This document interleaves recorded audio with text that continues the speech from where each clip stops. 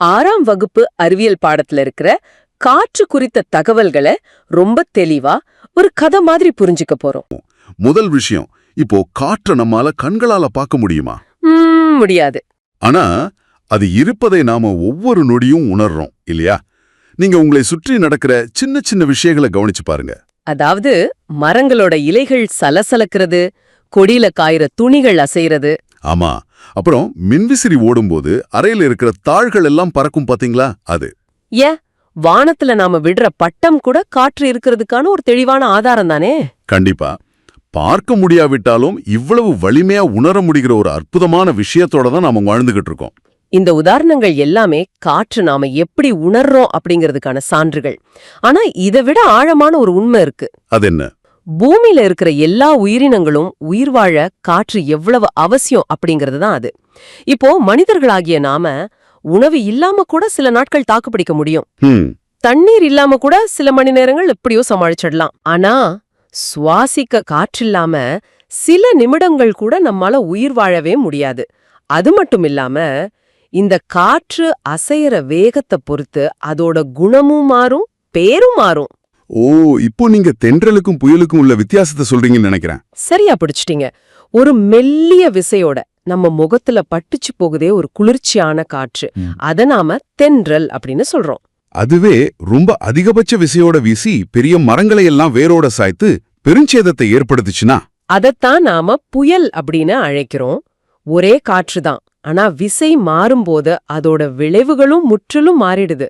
கேட்கவே ரொம்ப ஆச்சரியமா இருக்கு. அதே போல நாம உயிர் வாழ தேவையான சுவாசித்தல் அப்படிங்கிற செயலுக்கு மட்டும் இல்லாம உலகத்துல எந்த ஒரு பொருளும் எரிவதற்கும் காற்று மிக மிக அவசியம். ஆமா, இந்த இடத்துல அதை நாம அழுத்தமா பதிவு செய்யணும்.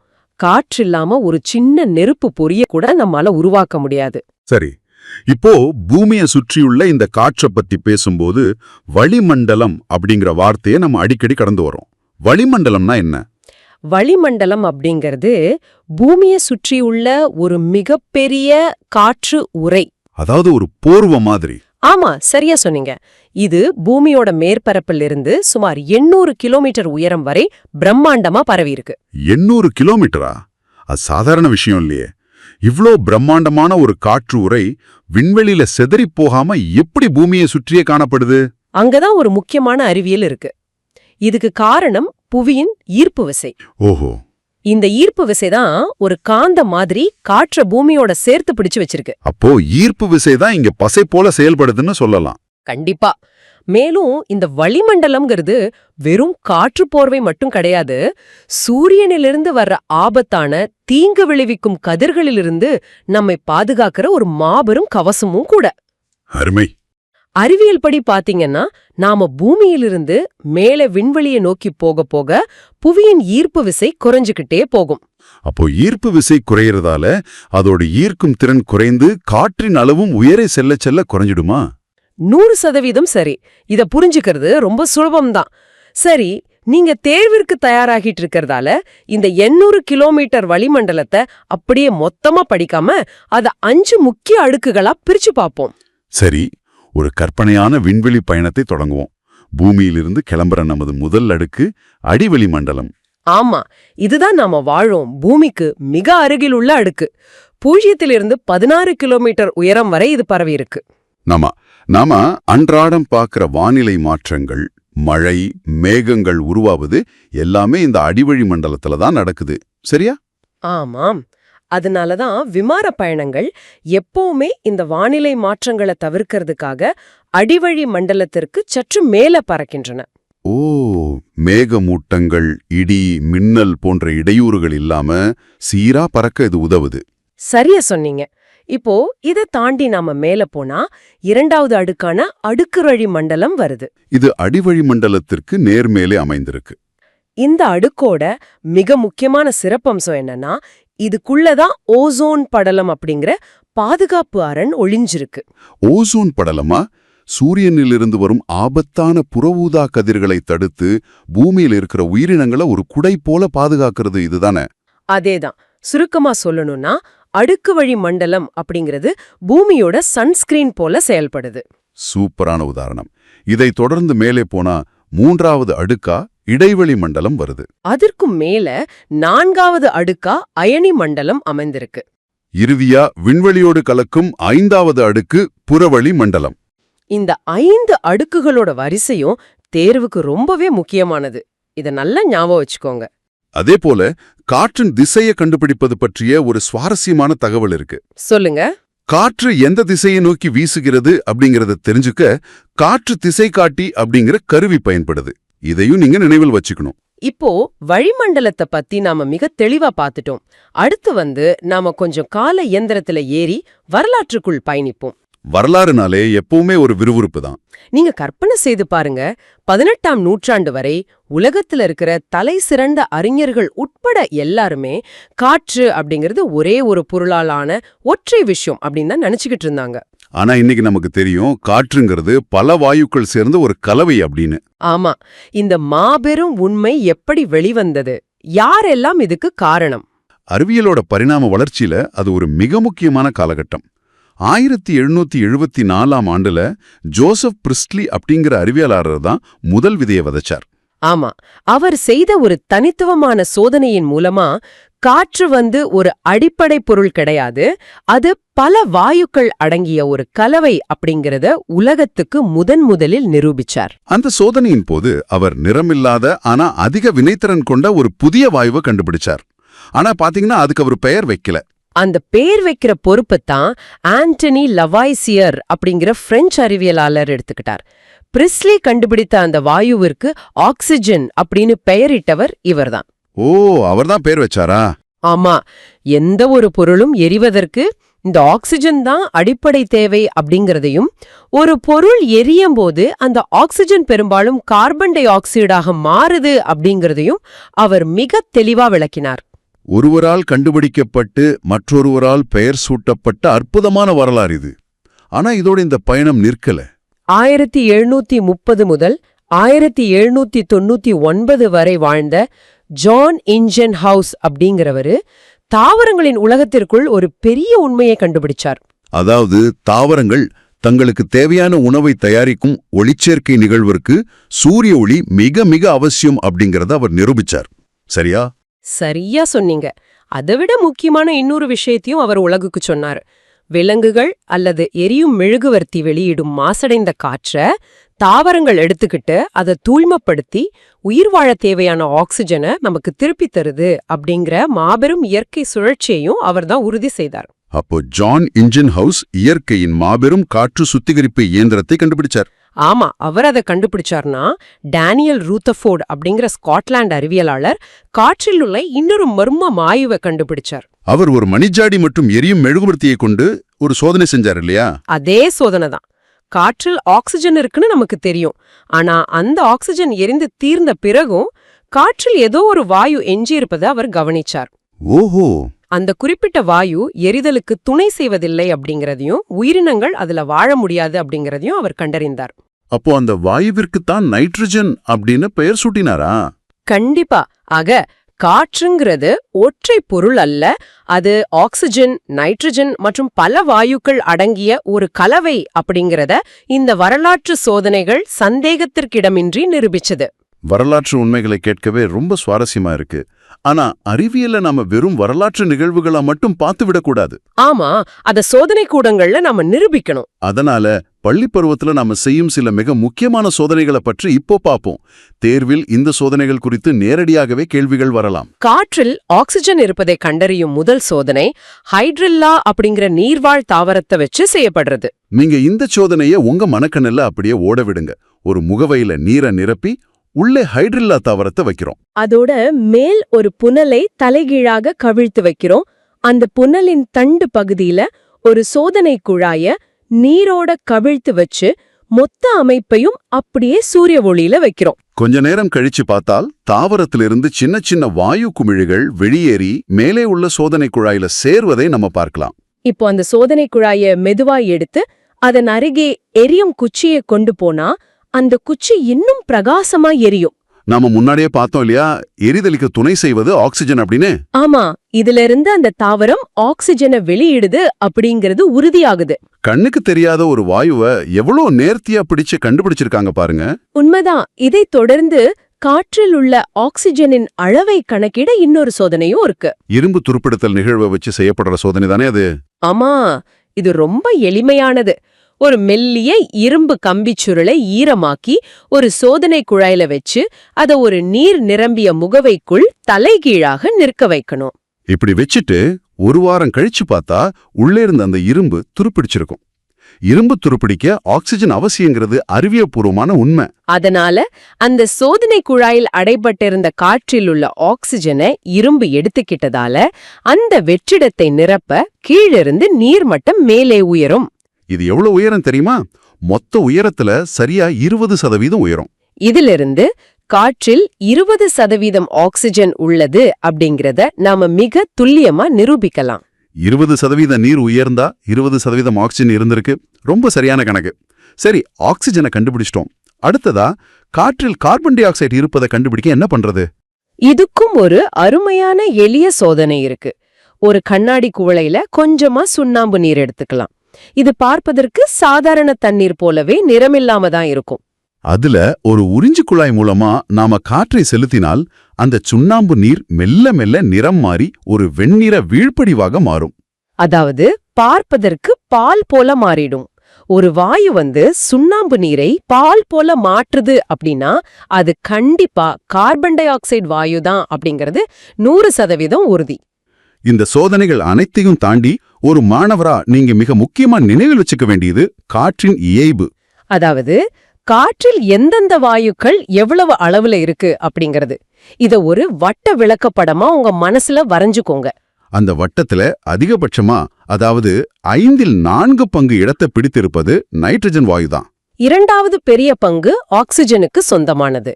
இது தோராயமா 20%, அதாவது 1/5 பங்கு.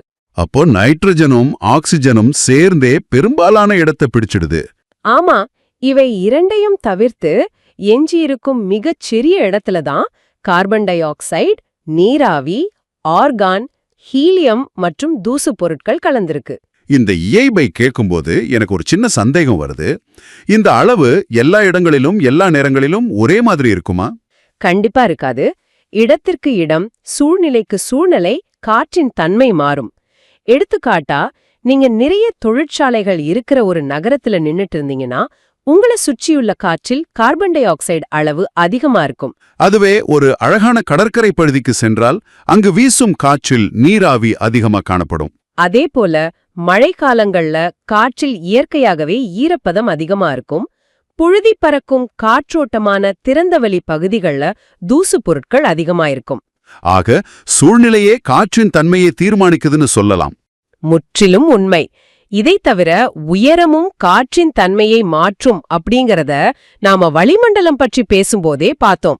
உயரே செல்லச் செல்ல காற்றில் ஆக்சிஜன் அளவு மிகவும் குறைஞ்சிடும். விண்வெளிக்கு செல்லும் ராக்கெட்டுகளின் பயணம் மிக நீண்டது, அப்புறம் உயரமானது. அங்க வளிமண்டலமே இருக்காது. இதனாலதான் ராக்கெட்டுகளில் வெறும் எரிபொருளை மட்டும் அனுப்பாம அந்த எரிபொருள் தொடர்ந்து எரிந்து ஆற்றலை கொடுப்பதற்காக தனியா ஆக்சிஜனையும் சேர்த்தே எடுத்துச் செல்றாங்க. ஆமா, ஆக்சிஜன் இல்லாம எரிதல் நிகழாது அப்படிங்கறத நம்ம முன்னாடி பார்த்தோமே. எரிதல் பற்றி பேசும்போது பாடத்தின் இறுதி பகுதியில கொடுக்கப்பட்டுள்ள ஒரு முக்கியமான வேறுபாட்டை நாம கட்டாயம் விளக்கணும். அதாவது எரிதல் மற்றும் உள்ளெரிதல் ஆகிய இரண்டுக்கும் என்ன வித்தியாசம் அப்படிங்கிறது தானே? ஆமா, ஆக்சிஜன் முன்னிலையில் ஒரு பொருள் எரிந்து ஒளியையும் வெப்பத்தையும் சேர்த்து கொடுத்தால் அது எரிதல். உதாரணமா, விறகு எரியும் போது வெளிச்சமும் வருது, வெப்பமும் வருது. ஆனா வெளிச்சம் இல்லாமல், அதாவது ஒளியின்றி வெப்பத்தை மட்டும் கொடுத்தால் அது உள்ளெரிதல். இதை இன்னும் சுலபமா புரிஞ்சுக்க ஒரு கார் என்ஜினை நினைச்சு பாருங்க. கார்க்குள்ள பெட்ரோல் எரியுது, ஆனா அங்க தீஜ்வாலையோ வெளிச்சமோ வருதில்ல. அந்த எரிபொருள் எரிந்து வெப்ப ஆற்றலை மட்டும் கொடுத்து காரை இயங்க வைக்குது. இதுதான் உள்ளெரிதல். இதை நீங்க சரியா நினைவில் வச்சுக்கோங்க. தாவரங்கள் மற்றும் விலங்குகளின் வாழ்க்கையில் காற்றின் முக்கியத்துவம் மற்றும் பயன்கள். இது ஒரு மிக முக்கியமான பாடம். சரி, இத கொஞ்சம் விரிவாக பார்ப்போம். பொதுவா சுவாசம் அப்படின்னு சொன்னாலே நமக்கு மனிதர்களும் விலங்குகளும் தான் உடனே ஞாபகத்துக்கு வருவாங்க. ஆனா தாவரங்களுக்கும் ஆற்றல் தேவைப்படுது இல்லையா? எக்ஸாக்ட்லி. அவையும் விலங்குகளைப் போலவே ஆக்சிஜனை உள்ளிழுத்து கார்பன் டை ஆக்சைடை வெளியிடுகின்றன அப்படிங்கிறது பலருக்கும் தெரியாத ஒரு விஷயம். இது எப்படி நடக்கிறது என்றால், தாவரங்களின் இலைகளில் ஸ்டொமேட்டா, அதாவது இலைத்துளை என்று அழைக்கப்படும் மிகச்சிறிய துளைகள் இருக்கு. ஆமா, மைக்ரோஸ்கோப்பால் மட்டுமே பார்க்கக்கூடிய துளைகள் அமை.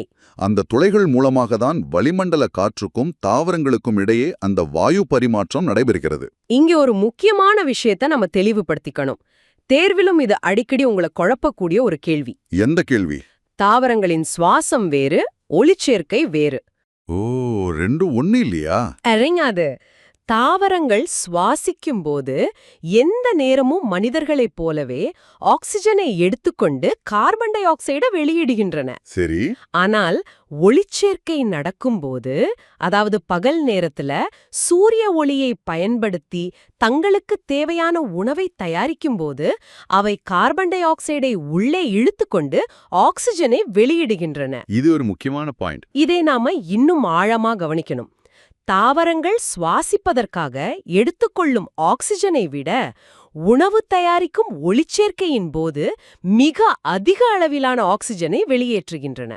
ஓஹோ, அப்படியானால் ஒளிச்சேர்க்கை அப்படிங்கிறது ஒரு ரிவர்ஸ் ப்ராசஸ் மாதிரி செயல்படுது. ஆமா, ஒரு வகையில அப்படி சொல்லலாம். காற்றுல இருக்கிற கார்பன் டை ஆக்சைடுங்கிற குப்பையை எடுத்துக்கிட்டு ஆக்சிஜன் அப்படிங்கிற உயிர் மூச்சியா அது நமக்கு திருப்பி தருது.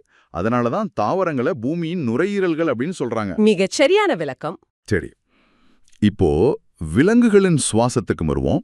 வளிமண்டல காற்றில் சுமார் 21% ஆக்சிஜன் உள்ளது.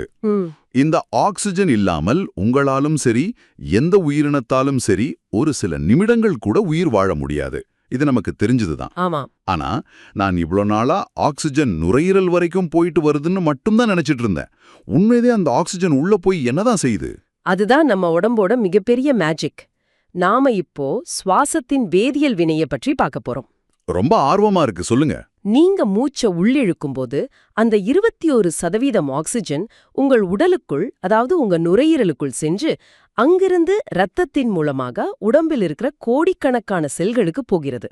ஓகே, செல்கள் வரைக்கும் போகுது. அங்கே நீங்க சாப்பிட்டு செரிக்கப்பட்ட உணவு தயார் நிலையில் இருக்கும். அந்த உணவுடன் இந்த ஆக்சிஜன் ஒரு வேதிவினையில் ஈடுபடுகிறது. வேதிவினை நடக்குதா? ஆமா. இன்னும் சுலபமா சொல்லணும்னா, ஆக்சிஜனும் உணவும் சேர்ந்து எரிகிறது என்று கூட சொல்லலாம்.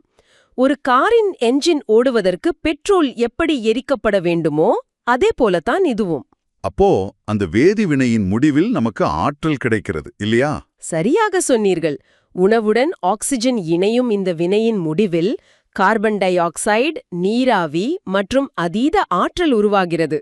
வாவ்! இந்த ஆற்றல்தான் உங்கள் உடலின் இயக்கம், உங்கள் உடல் வளர்ச்சி மற்றும் செல்கள் மட்டத்தில் நடக்கும் வளர்ச்சிதை மாற்றம், அதாவது மெட்டபாலிசம், இதுக்கெல்லாம் முழுமையாக உதவுகிறது. அப்ப நம்ம ஒவ்வொரு அசைவுக்கும் அதுதான் காரணம். ஆமா. நீங்க இப்போ இந்த தேர்விற்கு படிப்பதற்காக கூர்ந்து கவனித்து உங்க மூளைய பயன்படுத்துகிறீர்கள் அல்லவா? அதற்கான எனர்ஜியும் இந்த சுவாச வேதிவினையிலிருந்து தான் உங்களுக்கு கிடைக்கிறது. வாவ்! அப்போ நாம் சாப்பிடும் உணவிலிருந்து எனர்ஜியை வெளியே கொண்டு வர பயன்படும் ஒரு சாவிதான் இந்த ஆக்சிஜன். மிக அருமையான உதாரணம். இங்க தான் விஷயம் இன்னும் சுவாரஸ்யமாக போகுது. சரி, நாம உள்ளிழுக்கும் காற்றுக்கும் வெளியே விடும் காற்றுக்கும் இடையே என்னென்ன வித்தியாசங்கள் இருக்குன்னு பாப்போம். இது தேர்வுக்கு மிக மிக முக்கியமான ஒரு பகுதி. உள்ளே செல்லும் காற்று அப்படியே வெளியே வருவதில்லை, அதனுள் ஏகப்பட்ட வேதியியல் மாற்றங்கள் நடக்கின்றன. ஆமா, இதை புரிஞ்சுக்க நாம ஒரு ஒப்பீடு செய்து பார்க்கலாம். நீங்க உள்ளே எடுக்கும் காற்றிலும் சரி, வெளியேற்றும் காற்றிலும் சரி, நைட்ரஜனின் அளவு எந்த மாற்றமும் இல்லாமல் 78%ஆகவே இருக்கும். ஏன் நைட்ரஜன் மட்டும் மாறவே இல்ல? ஏனென்றால் நம் உடலுக்கு நைட்ரஜனை நேரடியாக பயன்படுத்தும் திறன் கிடையாது. அது உள்ளே போய்விட்டு எந்த வேலையும் செய்யாமல் அப்படியே வெளியே வந்து விடுகிறது. ஆனா ஆக்சிஜன் அப்படி இல்லையே. கண்டிப்பா இல்ல. ஆக்சிஜனை பொறுத்தவரை உள்ளே செல்லும்போது 21% இருக்கும் ஆக்சிஜன் வெளியே வரும்போது 16% குறைந்து விடுகிறது. ஓ, குறைஞ்சிடுது.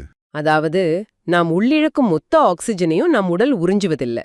வெறும் 5% ஆக்சிஜனை மட்டுமே எடுத்துக்கொள்கிறது. ஒரு நிமிடம், இது உண்மையிலேயே மிகப்பெரிய ஒரு அஹா மொமெண்ட். நாம் வெளியேற்றும் காற்றில் கூட 16% ஆக்சிஜன் மிச்சம் இருக்கு. ஆமா, இருக்கு. இதனாலதான் யாருக்காவது மூச்சுத்திணறல் ஏற்படும்போது அவசர உதவியாக நாம் வாய் வழியாக மூச்சு கொடுத்து, அதாவது சிபிஆர் முறை மூலமா அவங்கள காப்பாற்ற முடியுது. சரியா? ஏன்னா நாம வெளியேற்ற காற்றில் கூட அவங்களுக்கு தேவையான அளவுக்கு ஆக்சிஜன் இருக்கு. மிக சரியான மற்றும் ஒரு அற்புதமான உதாரணம். நம்ம உடம்போட வடிவமைப்பு எவ்வளவு கச்சிதமானதுன்னு இதுல இருந்தே தெரிஞ்சுக்கலாம். உண்மையிலேயே பிரமிப்பா இருக்கு. அடுத்து கார்பன் டை ஆக்சைடு அளவை பார்ப்போம். நம்ம உள்ளிழுக்கும் காற்றில் வெறும் 0.03% மட்டுமே கார்பன் டை ஆக்சைடு இருக்கிறது. ரொம்ப குறைவான அளவுதான். ஆனால் நாம வெளியே விடும் காற்றில் அது 4% அதிகரிக்கிறது. இது எப்படி நடக்கிறது? அந்த அளவுக்கு கார்பன் டை ஆக்சைடு உடம்புக்குள்ளிருந்து எப்படி வருது? நாம் சற்று முன்பு பார்த்தோம் இல்லையா? உணவும் ஆக்சிஜனும் சேர்ந்து எரிந்து ஆற்றலை உருவாக்கும் போது அதிலிருந்து வெளிவரும் கழிவு புகைதான் இந்த கார்பன் டை ஆக்சைடு. ஓ, அந்த வேதி வினையோட பை ப்ராடக்ட். எக்ஸாக்ட்லி. ஒரு ஃபேக்டரியிலிருந்து புகை வெளியேறுவது போல செல்களிலிருந்து உருவாகும் கார்பன் டை ஆக்சைடு இரத்தத்தில் கலந்து நுரையீரல் வழியாக வெளியேற்றப்படுகிறது. அதனால்தான் வெளியேற்றும் காற்றில் அது 4% அதிகரிக்கிறது. ரொம்ப தெளிவா புரிஞ்சது. அடுத்ததாக நீராவி மற்றும் தூசு. ஆமாம். பாத்தீங்கன்னா உள்ளிழுக்கும் காற்றில் நீராவி அந்தந்த ஊரின் சீதோஷ்ண நிலைக்கு ஏற்ப மாறுபடும். ஆனால் நாம் வெளியேற்றும் காற்றில் நீராவி எப்பொழுதும் கூடுதலாகவே இருக்கும். குளிர்காலத்தில் நம் வாயிலிருந்து மூச்சை வெளியே விடும்போது புகை மாதிரி வருமே, அது கூட இந்த நீராவி தானே? சரியா புடிச்சிங்க. அதே போல உள்ளே செல்லும் காற்றில் தூசி இருக்கும். ஆனால் வெளியே வரும் காற்றில் தூசு 1% கூட இருப்பதில்லை. தூசு எப்படி காணாம போகுது? ஏன்னா நம்ம மூக்கில் இருக்கும் முடிகளும் சுவாச பாதையில் இருக்கும் கோழை படலமும் ஒரு சூப்பரான ஏர் ஃபில்டர் மாதிரி செயல்பட்டு அத்தனை தூசியும் தடுத்து நிறுத்திடுது. வாவ்! அதோடு நாம் உள்ளிழுக்கும் காற்று அந்த அறையின் வெப்பநிலையில் இருக்கும். ஆனால் வெளியே வரும் காற்று நம் உடலின் வெப்பநிலைக்கு மாறி சற்று சூடாக வெளியே வரும். நம்ம உடம்பே ஒரு ஃபில்டர், ஒரு ஹீட்டர், ஒரு கெமிக்கல் ஃபேக்டரி மாதிரி செயல்படுதுங்கிறதே கேட்பதற்கே ரொம்ப பிரமிப்பா இருக்கு. உண்மைதான். இது நிலத்தில் வாழும் நமக்கு சரி. நீர்வாழ் உயிரினங்கள் எப்படி மூச்சு விடுகின்றன, அதையும் ஒரு சிறு குறிப்பாக பார்த்து விடலாம். கண்டிப்பா. நீர்நிலைகளில் வாழும் உயிரினங்கள் தண்ணீரில் கரைந்துள்ள ஆக்சிஜனை பயன்படுத்திதான் சுவாசிக்கின்றன. மீன்கள் தங்கள் செதில்கள் மூலமாகவும், தவளைகள் நீருக்குள் இருக்கும்போது தங்கள் தோல் மூலமாகவும் ஆக்சிஜனை நேரடியாக உள்ளிழுக்கின்றன. இதுவரைக்கும் நாம உயிரியல் பத்தி பார்த்தோம். ஆனா இத ஒரு பரந்த கோணத்துல பார்த்தோம்னா, காற்று என்பது மனிதர்கள் மூச்சு விடுறதுக்கு மட்டும் இல்ல. வேற எதுக்கெல்லாம் பயன்படுது? இன்னும் பல அறிவியல் விந்தைகளுக்கும் நடைமுறை பயன்பாடுகளுக்கும் உதவுது. விறகு, நிலக்கரி, வாகன எரிபொருள், ஏன் உங்க வீட்டு கேஸ் ஸ்டவ் கூட காற்றில்லென்றா எரியாது. ஓ, எரியறதுக்கும் காற்று வேணுமா? ஆமா. எரிதல் என்ற நிகழ்விற்கு ஆக்சிஜன் மிக மிக அவசியம். அடுத்ததாக காற்றில் உள்ள கார்பன் டை ஆக்சைடின் ஒரு சுவாரஸ்யமான பயன்பாட உலர்பனிக்கட்டி அல்லது ட்ரை ஐஸ். ஓ, உலர்பனிக்கட்டி. திரைப்படங்கள்ல தரையில மேகம் போல ஒரு மாயாஜால உலகத்துல இருக்கிற மாதிரி புகை வருமே, அதுதானே இது? ஆமா, அதுவேதான். இது சாதாரண ஐஸ் கட்டியிலிருந்து எப்படி மாறுபடுது? சாதாரண ஐஸ் கட்டி தண்ணீரால ஆவது.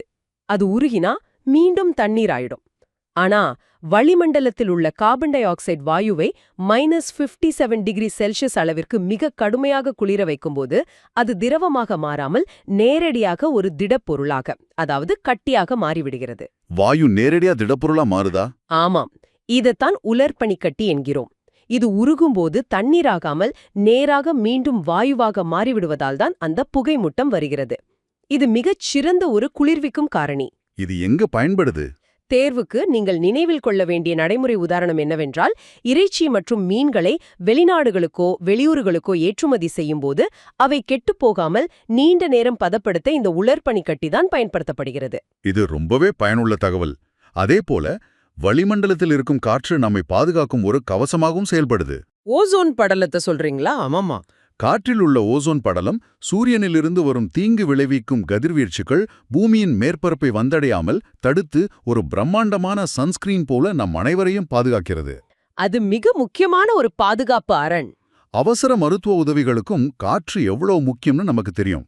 மருத்துவமனையில் சுவாச பிரச்சனை உள்ள நோயாளிகள், மிக உயரமான எவரெஸ்ட் போன்ற மலை சிகரங்களில் ஏறுபவர்கள் மற்றும் கடலுக்கடியில் ஆழமாக நீந்துபவர்கள், இவர்களுக்கு இயற்கையான காற்று கிடைக்காத சூழலில் ஆக்சிஜன் வாயு உருளைகள் கொண்டுதான் அவர்கள் உயிர் வாழுகிறார்கள். இது உங்க பாடப்புத்தகத்துல படங்களோட மிக தெளிவாக கொடுக்கப்பட்டிருக்கு. அதோடு சேர்த்து இயற்கையின் நீர் சுழற்சியிலும் காற்று முக்கிய பங்கு வகிக்கிறது. மழையை கொண்டு வர்றதுக்கா? ஆமாம். மேகங்களை ஒரு இடத்திலிருந்து இன்னொரு இடத்திற்கு நகர்த்தி மழை பெய்வதற்கு காற்று ரொம்ப முக்கியம். மற்றும் காற்றாலைகள் பற்றியும் நீங்கள் நினைவில் கொள்ள வேண்டும். அந்த பெரிய ஃபேன் மாதிரி இருக்குமே, அதுவா? அதேதான். வேகமாக வீசும் காற்றானது காற்றாலைகளின் பிரம்மாண்டமான இறக்கைகளை சுழலச் செய்கிறது. இதன் மூலமாக நிலத்தடியிலிருந்து நீரை இறைக்கவும் மாவு அரைக்கவும் எல்லாவற்றிற்கும் மேலாக மின்சாரத்தை உற்பத்தி செய்யவும் காற்று பயன்படுகிறது. தொடங்குங்க. நாம் எங்கும் நிறைந்துள்ள ஒரு பொருள் என்ன? காற்று. காற்றை நம்மால் பார்க்க முடியுமா? முடியாது. பார்க்க முடியாத காற்றை நாம் எவ்வாறு அறியலாம்? உணரலாம். உதாரணமா மரங்களின் சலசலப்பு மூலம். உணவு, நீரின்றி சில மணி நேரம் வாழலாம். ஆனால் எது இன்றி சில நிமிடங்கள் கூட வாழ முடியாது. காற்று. மெல்லிய விசை கொண்ட இதமான காற்றுக்கு என்ன பெயர்? தென்றல். அதிக விசை கொண்ட மரங்களை சாய்க்கும் காற்று? புயல். மனிதர்கள் சுவாசித்தலுக்கும் ஒரு பொருள் எரிவதற்கும் தேவையானது எது? காற்று. பூமியை சுற்றியுள்ள மிகப்பெரிய காற்று உறைக்கு என்ன பெயர்? வளிமண்டலம். இந்த வளிமண்டலம் பூமியிலிருந்து எவ்வளவு உயரம் வரை பரவியுள்ளது? 800 கிலோமீட்டர். வளிமண்டலத்தை விண்வெளியில் சிதறாமல் பூமியுடன் பிடித்து வைத்திருப்பது எது? புவியின் ஈர்ப்பு விசை. சூரியனின் தீங்கு விளைவிக்கும் கதிர்களிலிருந்து நம்மை காப்பது எது? வளிமண்டலம். உயரே செல்லச் செல்ல காற்றின் அளவு என்னவாகும்? குறியும். வளிமண்டலத்தின் மொத்த அடுக்குகள் எத்தனை? 5. மழை, மேகம் போன்ற வானிலை மாற்றங்கள் நிகழும் அடுக்கு எது? அடிவளி மண்டலம். அடிவளி மண்டலம் பூமியிலிருந்து எவ்வளவு உயரம் வரை உள்ளது? 16 கிலோமீட்டர். மேகங்கள் உருவாக காரணம் இந்த அடுக்கில் உள்ள என்ன பொருள்? நீராவி. வானிலை மாற்றங்களைத் தவிர்க்க வானூர்திகள் எந்த அடுக்குக்கு மேல் பறக்கின்றன? அடிவளி மண்டலத்திற்கு மேல். புற ஊதாக்கதிர்களைத் தடுக்கும் ஓசோன் படலம் எங்குள்ளது? அடுக்குவளி மண்டலம். அடுக்குவளி மண்டலத்தில் உள்ள ஓசோன் படலம் எதை தடுக்கிறது? புற ஊதா கதிர்களை. காற்றின் திசையை அறிய பயன்படும் கருவி எது? காற்று திசை காற்றி. 1774இல் காற்று ஒரு கலவை என முதன்முதலில் நிரூபித்தவர் யார்? Joseph priestly. ஜோசப் பிரிஸ்ட்லி கண்டுபிடித்த வாயுவிற்கு ஆக்சிஜன் என பெயரிட்டவர் யார்? ஆண்டனி லவாய்சியர். எந்த ஒரு பொருளும் எரிதலுக்கு துணை செய்யும் வாயு எது? ஆக்சிஜன். எரிதல் நிகழ்ந்து முடிவடையும் போது ஆக்சிஜன் என்னவாக மாறுகிறது? Carbon di oxide. தாவரங்கள் ஒளிச்சேர்க்கை செய்ய சூரிய ஒளி கட்டாயம் தேவை என கண்டறிந்தவர் யார்? John இன்ஜன் house. மாசடைந்த காற்றை தாவரங்கள் எவ்வாறு தூய்மைப்படுத்துகின்றன? ஆக்சிஜனை வெளியிட்டு. நீர்வாழ் தாவரமான ஹைட்ரில்லா சோதனை மூலம் வெளிப்படும் வாயுவேது? ஆக்சிஜன். இரும்பு துருப்பிடிக்க காரணமான வாயுவேது? ஆக்சிஜன். காற்றிலுள்ள ஆக்சிஜனின் அளவு தோராயமாக எவ்வளவு? 20%, அதாவது 1/5 பங்கு. உயிரினங்கள் வாழ பொருந்தாத நைட்ரஜன் வாயுவை கண்டறிந்தவர் யார்? Daniel Rutherford. காற்றில் கார்பன் டை ஆக்சைடை அறிய பயன்படும் நீர் எது? சுண்ணாம்பு நீர். கார்பன் டை ஆக்சைடு செலுத்தப்பட்டால் சுண்ணாம்பு நீர் என்னவாக மாறும்? வெண்ணிற வீழ்படிவாக பால் போல மாறும். காற்றில் அதிக அளவு உள்ள வாயுவேது? நைட்ரஜன், அதாவது 4/5 பங்கு. தொழிற்சாலைகள் அதிகமுள்ள நகரங்களில் காற்றில் அதிகம் இருப்பது எது? Carbon di oxide. கடலோர பகுதிகளில் வீசும் காற்றில் அதிகம் இருப்பது என்ன? நீராவி. மழைக்காலங்களில் காற்றில் இயற்கையாகவே அதிகம் காணப்படுவது? ஈரப்பதம். நல்ல காற்றோட்டமுள்ள திறந்தவெளி இடங்களில் காற்றில் அதிகம் இருப்பது? தூசுப் பொருட்கள். வளிமண்டலத்தின் உயரடுக்குகளுக்குச் செல்லும்போது எந்த வாயு மிகவும் குறைவாக இருக்கும்? ஆக்சிஜன். விண்வெளி ராக்கெட்டுகளில் எரிபொருளுடன் சேர்த்து எடுத்துச் செல்லப்படுவது எது? ஆக்சிஜன். தாவரங்களின் வளர்ச்சிக்கு என்ன தேவை? ஆற்றல். தாவரங்களில் நடைபெறும் வாயு பரிமாற்றம் எது? சுவாசம். தாவரங்கள் சுவாசிக்கும்போது எதை உள்ளிழுக்கின்றன? ஆக்சிஜன். தாவரங்கள் சுவாசிக்கும்போது எதை வெளியிடுகின்றன? Carbon di oxide. தாவரங்களில் வாயு பரிமாற்றம் எதன் மூலம் நடைபெறுகிறது? இலைத்துளை அல்லது ஸ்டொமாட்டா. ஒளிச்சேர்க்கைக்கு தேவையானது எது? சூரிய ஒளி. ஒளிச்சேர்க்கையின் போது தாவரங்கள் எதை வெளியிடுகின்றன? ஆக்சிஜன். காற்றில் உள்ள ஆக்சிஜனின் அளவு என்ன? 21%. உயிரினங்கள் வாழ மிக முக்கியமான தனிமம் எது? ஆக்சிஜன். சுவாசிக்கும் ஆக்சிஜன் எதனுடன் வினைபுரிகிறது? செரிக்கப்பட்ட உணவு. இது உருவாவது என்ன? கார்பன் டை ஆக்சைடு, நீராவி, ஆற்றல். சுவாச வினையில் உருவாகும் ஆற்றல் எதற்கு உதவுகிறது? இயக்கம், வளர்ச்சி, வளர்ச்சிதை மாற்றம். ஆற்றல் உருவாகும் நிகழ்வின் பெயர் என்ன? சுவாசம். உருவான கார்பன் டை ஆக்சைடு எதில் கலக்கிறது? இரத்தத்தில். கார்பன் டை ஆக்சைடு எதன் மூலம் வெளியேற்றப்படுகிறது? நுரையீரல். உயிரிழுக்கும் காற்றில் நைட்ரஜனின் அளவு? 78%. வெளியிடும் காற்றில் நைட்ரஜனின் அளவு? 78%. வெளியிடும் காற்றில் ஆக்சிஜனின் அளவு? 16%. உள்ளிழுக்கும் காற்றில் கார்பன் டை ஆக்சைடின் அளவு? 0.03%. வெளியிடும் காற்றில் கார்பன் டை ஆக்சைடின் அளவு 4%. அப்படியே தொடரலாம். பாதிக்கின்றத தாண்டிட்டோம். இப்போது உள்ளிழுக்கும் மற்றும் வெளியிடும் காற்றுக்கு இடையிலான வேறுபாடுகளை தொடர்ந்து பார்ப்போம். வெளியிடும் காற்றில் நீராவி எப்படி இருக்கும்? கூடுதலாக இருக்கும். உள்ளிழுக்கும் மற்றும் வெளியிடும் காற்றில் மந்த வாயுக்களின் அளவு 0.95%. வெளியிடும் காற்றில் தூசி இருக்குமா? இல்ல. உள்ளிழுக்கும் காற்றின் வெப்பநிலை என்ன? அறை வெப்பநிலை. வெளியிடும் காற்றின் வெப்பநிலை என்ன? உடல் வெப்பநிலை. நீர்நிலைகளில் வாழும் உயிரினங்கள் எதை சுவாசிக்கின்றன? நீரில் கரைந்துள்ள ஆக்சிஜன். தவளைகள் எதன் மூலம் சுவாசிக்கின்றன? தோல். மீன்கள் எதன் மூலம் சுவாசிக்கின்றன? செதில்கள். மரக்கட்டை, நிலக்கரி போன்றவற்றை எரிக்க உதவுவது எது? காற்று. உலர்பனிக்கட்டி என்பது என்ன? திட கார்பன் டை ஆக்சைடு. கடைசி பகுதிக்கு வந்துட்டோம். உங்க எனர்ஜியை குறைய விடாதீங்க. நடைமுறை பயன்பாடுகள் பற்றி பார்ப்போம். கார்பன் டை ஆக்சைடு எந்த வெப்பநிலையில் உலர்பனிக்கட்டியாக மாறும்? -57°C. குளிர்விக்கும் காரணியாக பயன்படுவது எது? உலர்பனிக்கட்டி. இறைச்சி, மீன்களை ஏற்றுமதி செய்யும் போது பதப்படுத்த உதவுவது எது? உலர்பனிக்கட்டி. வாகன டயர்களில் பயன்படுவது எது? அழுத்தப்பட்ட காற்று. இயற்கையின் நீர் சுழற்சியில் முக்கிய பங்கு வகிப்பது எது? காற்று. சூரியனின் தீங்கு விளைவிக்கும் கதிர்வீச்சை தடுப்பது எது? ஓசோன் படலம். சுவாச பிரச்சனையுள்ள நோயாளிகள் எதை பயன்படுத்துகின்றனர்? ஆக்சிஜன் உருளை. மலை ஏறுபவர்கள் மற்றும் ஆழ்கடல் நீந்துபவர்களுக்கு தேவையானது எது? ஆக்சிஜன் வாயு உருளை. காற்றாலைகளின் இறக்கைகளை சுழலச் செய்வது எது? வீசும் காற்று. காற்றாலைகள் மூலம் என்ன உற்பத்தி செய்யப்படுகிறது? மின்சாரம். அற்புதமா முடிச்சிட்டோம்.